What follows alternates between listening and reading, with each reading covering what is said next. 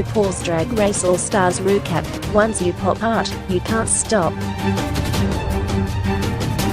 This recap has spoilers for episode 5 of RuPaul's Drag Race All Stars 3, so if you haven't watched it yet, what the hell are you even doing here, Brenda? This week, Courtney fries away because she gagged to death on Morgan McMichael's most recent runway look.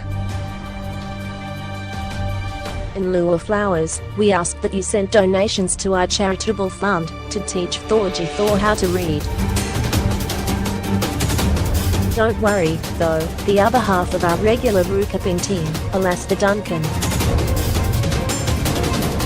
is here to regale you with all the bad puns and rambling asides you can handle. If you really haven't seen this week's episode yet, you can keep up to date with All Stars 3 same time as the US. Over on Stan.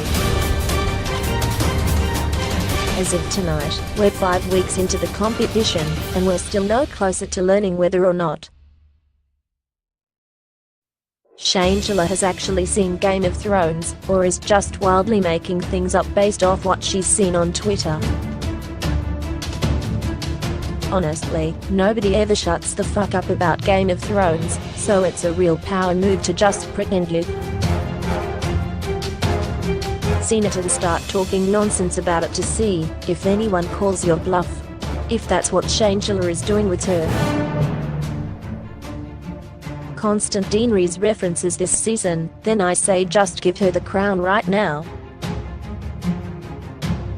With that, we're off, and first thing this week is a mini challenge, our first since episode 1.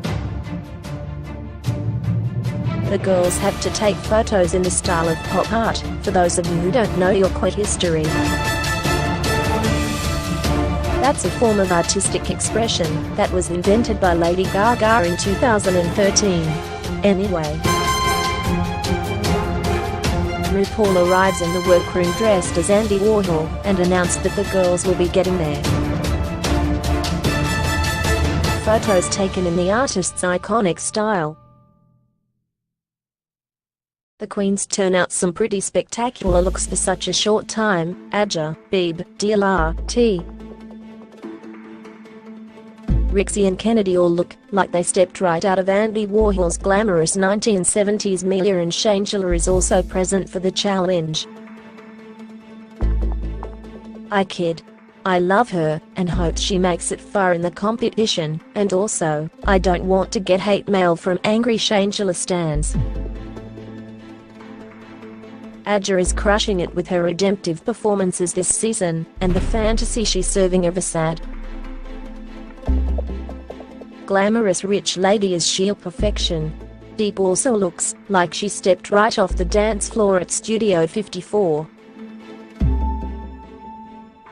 Although Aja is the winner, just a heads up, I will have a lot more to say about both Beeb and Aja later in the recap. And some of it will contain swear words probably, so strap the fucking guys.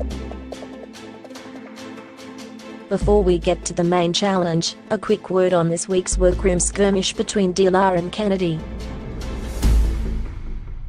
It's not as dramatic as last week's confrontation between Trixie and Shangela, but goes to show that tempers are getting frayed as the number of queens gets less and less. In a discussion about elimination strategy, DLR, who has been in the top 2 every single week, is starting to fret about which of her sisters to send home, and how exactly to make that choice. Do you base it off who did the worst that week, or who has performed at the most consistently safe level throughout? It's a fairly good question, but Kennedy's having none of it, and snaps at DLR, telling her to get out of her head. The other queens circle and try and get them to fight, like a pride of Michelle visages on the Serengeti, circling a wounded Meryl Ginsburg. Neither queen takes the bait, but the target on DLR's back is growing bigger every week. And if she somehow lands in the bottom two, one of these mercenary queens might well send her packing. That said, it's now time to talk about this week's main challenge, which is going to be a ball. Holy shit, this is going to be awesome. Queens are going to hand make 3 looks, showing off their impressive sewing skills.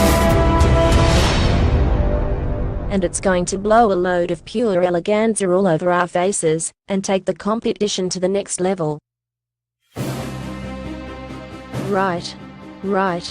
Well, it turns out, not so much. Half these girls don't sew, not even Beeb, more on that later.